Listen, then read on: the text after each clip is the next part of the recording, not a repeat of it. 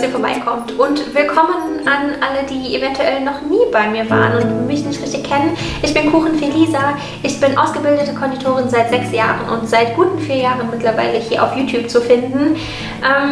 Wenn du regelmäßig Videos in diesem Rahmen hier sehen möchtest, mit ganz vielen interessanten, süßen Themen, dann klick doch einfach auf das Abonnieren hier unten und dann wirst du immer benachrichtigt, wenn ich jeden Sonntag als auch zum Teil donnerstags neue Videos hochlade. Da würde ich mich freuen. Ich zeige euch im heutigen Video, wie ich diese super leckere Nuss, Pflaumen, Sahne, traumhafte, ultra leckere Torte gemacht habe. Ich kann mir diese Torte auch super gut, da habe ich nämlich eben noch drüber nachgedacht, mit Äpfeln und eventuell Walnüssen vorstellen oder Birnen da reinschmeißen. Das ist super, super lecker, nicht ultra aufwendig, also perfekt für einen Sonntag, wenn man mit der Familie ein bisschen Kuchen essen möchte. Empfehle ich euch auf jeden Fall. Das Rezept ist wie immer unten in der Infobox verlinkt, also da am besten schon mal schauen, wenn ihr das Ganze nachmachen möchtet. Aber ansonsten erstmal das Video schauen und wir sehen uns dann am Ende des Videos nochmal. Viel Spaß! Gut, dann starten wir mit den Zutaten. Die sind super einfach, habt ihr wahrscheinlich eh zu Hause. Das letzte, was jetzt noch dazu kommt und nicht aufgelistet ist, ist wie immer eine Prise Salz, die ich noch auf meiner Hand habe. Die habe ich hier zu meinem Eiweiß getan und das Ganze wird jetzt ganz stark aufgeschlagen, bis das Eiweiß steif ist. Zwischendurch kommt auch noch unsere Zuckermenge dazu und dann müsst ihr das halt in eurer Küchenmaschine oder mit dem Handrührgerät so lange aufschlagen, bis ihr richtig schönes, steifes Eiweiß habt und so einen richtig schönen, stabilen Schaum. Und das geht eigentlich relativ schnell. Kurzer Tipp ist auch noch, dass die Eier auf Raumtemperatur sind. Dann lässt sich das noch leichter aufschlagen. Aber ja, nach einem kurzen Moment könnt ihr die Maschine ausmachen. Bei mir war es so, dass ich Schüsseln getauscht habe, weil ich 2 Schüsseln habe. Und konnte dann meine nächste Schüssel einspannen, habe aber den gleichen Besen genommen. Wenn ihr keine 2 Schüsseln habt, dann schlagt ihr bitte trotzdem zuerst das Eiweiß in einer Picobello sauberen Schüssel auf, genauso wie mit dem Schneebesen, dass der am Anfang ganz sauber ist und wenn das Eiweiß aufgeschlagen ist, füllt ihr das um und fangt dann hier im nächsten Schritt an, eure Butter aufzuschlagen mit etwas Vanillemark, war bei mir noch drin und eine ganz kleine Menge vom Zucker habe ich dazu gepackt. Und dann wird auch das hier wieder mit ein bisschen Geduld in der Maschine aufgeschlagen und da kommen nach und nach die Eigelbe zu. Bitte nach und nach das Ganze auch hier wieder mit ein bisschen Geduld aufschlagen, bis das richtig schön fluffig und schaumig ist. Und bei mir war das dann wirklich nach einem kurzen Moment auch schon fertig und ich konnte meine Maschine ausmachen und wir fangen jetzt mit dem Unterheben an. Das wisst ihr, kennt ihr von mir, das muss immer mit ganz viel Liebe, ganz viel Geduld gemacht werden, also da richtig behutsam vorgehen und euer Eiweiß in so, weiß ich nicht, 3-4 Portionen halt mit einer vorsichtigen Bewegung unterheben. Und wenn das der Fall ist, könnt ihr eure trockenen Zutaten noch dazugeben. Das sind ja die geriebenen Nüsse, genauso wie das Mehl und das Backpulver. Das wird auch untergehoben, ja, obwohl am Ende eine relativ feste Masse entsteht, empfehle ich euch aber trotzdem, das unterzuheben. Wer da keine Geduld zu hat, könnte im Notfall auch alles zusammen in eine Schüssel schmeißen, einmal fest rühren und dann würdet ihr auch einen Teig rausbekommen. Aber der ist leider dann nachher, das Backergebnis ist nicht ganz so zart und feinporig, wie das jetzt hier der Fall ist. Also empfehle ich euch auf jeden Fall diese Methode hier.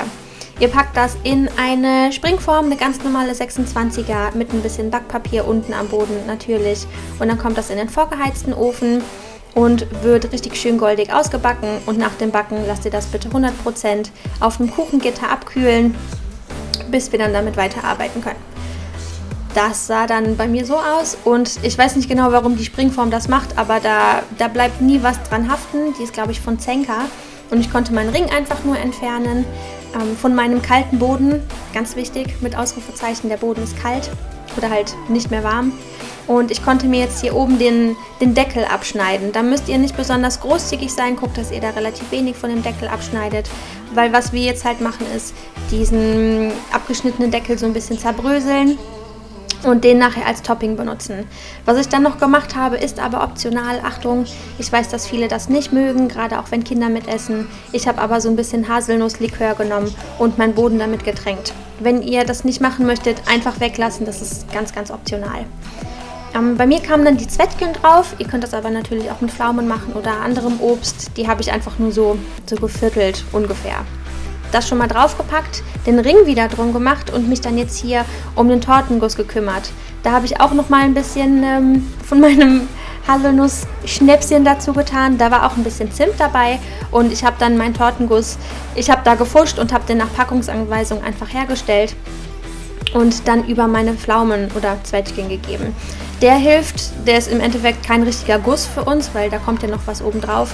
Der ist eher so ein bisschen als Kleber für unseren Kuchen, damit, wenn man das Ganze anschneidet, das nicht so halb auseinanderfällt. Könnt ihr euch bestimmt vorstellen bei so groben Pflaumenstücken. Das heißt, ja, der ist wie so eine Art Kleber, der nachher alles schön zusammenhält und uns das Schneiden ein bisschen erleichtert. Ich habe da halt extra ein bisschen Zimt zugetan und ein bisschen Geschmack, damit das ein bisschen leckerer ist, anstatt halt neutraler Tortenguss. Wenn ihr aber auch da nicht so richtig Bock drauf habt, könntet ihr das im Notfall auch weglassen. Also das ist auch nicht zwingend notwendig, aber das Schneiden ist dann halt nicht mehr so sauber.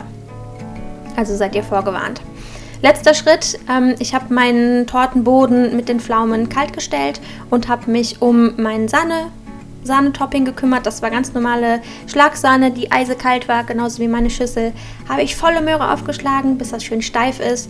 Habe nach Bedarf, ich mag das immer ganz gerne, noch eine kleine Menge an Zucker dazu getan. Etwas Sahne steif, was ich irgendwie vergessen habe euch zu zeigen. Das ist aber auf jeden Fall auch mit reingekommen. Und nochmal ein paar von den gemahlenen Nüssen. Und ja, dann ist diese Sahnefüllung, Sahnemasse, die Sahne ist auch nochmal oben auf den Kuchen gewandert. Habe ich mit einer Winkelpalette einfach nur verstrichen, dass das schön glatt und gleichmäßig ist. Und ganz zum Schluss kam dann zum Toppen noch diese Brösel, der Deckel von oben, den wir abgeschnitten haben, der kommt dann noch oben drauf.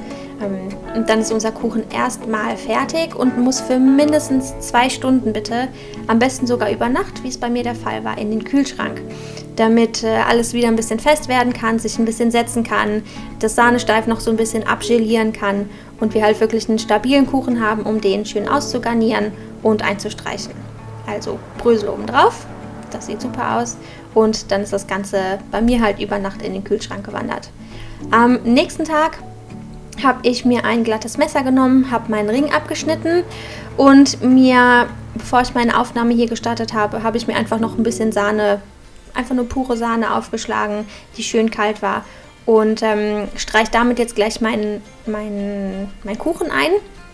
Was ich euch aber unbedingt empfehlen werde, ich weiß nicht, warum ich da nicht drüber nachgedacht habe, ist, dass bevor ihr die Torte einsetzt, das heißt, wenn ihr ganz am Anfang den Ring abmacht, um den Boden abzuschneiden, oben diesen Deckel abzuschneiden, dass ihr den dann bitte einmal noch kurz umdreht und das Backpapier da abmacht.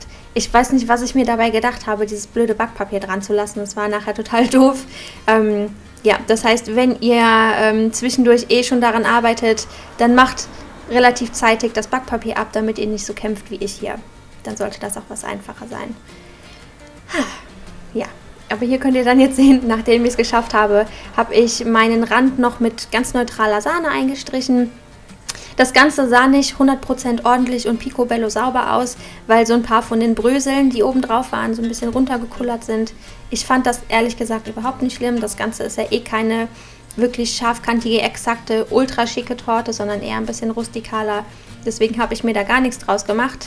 Wenn euch das stören würde, dann könntet ihr die Brösel anstatt vor dem Kühlen auch jetzt danach drauf tun und dann würden die halt nicht da reinfallen. Aber ganz ehrlich, sowas macht mir nie was aus. Also müsst ihr einfach mal schauen, wie das für euch am besten funktioniert. Meine restliche Sahne, die ich da noch über hatte, habe ich in Spritzbeutel mit Tülle gepackt. Die verlinke ich euch gerne mal unten in der Infobox. Habe dann da Rosetten aufgespritzt, noch solche kleinen Spalten von meinen Zwetschgen da drauf gesetzt und war dann fertig mit meiner Torte. Habe die noch ein bisschen kalt gestellt, damit die nochmal wieder was fester wird und konnte die dann genießen.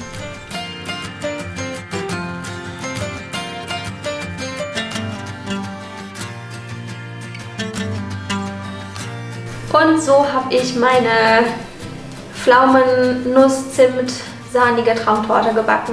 Eigentlich gar nicht schwer, habe ich euch versprochen. Von daher bin ich gespannt, was ihr zu sagen habt. Gerne alles fleißig kommentieren, dann können wir uns wieder super schön austauschen. Auch das Rezept, wie eben schon angemerkt, ist in der Infobox verlinkt. Falls ihr da mal schauen möchtet, dann werdet ihr weitergeleitet. Aber ja, ich entlasse euch aus dem Video. Vergesst das Abonnieren nicht, falls ihr das noch nicht gemacht habt. Da würde ich mich super drüber freuen. Und ansonsten hoffe ich, dass wir uns im nächsten Video wiedersehen. Macht's gut!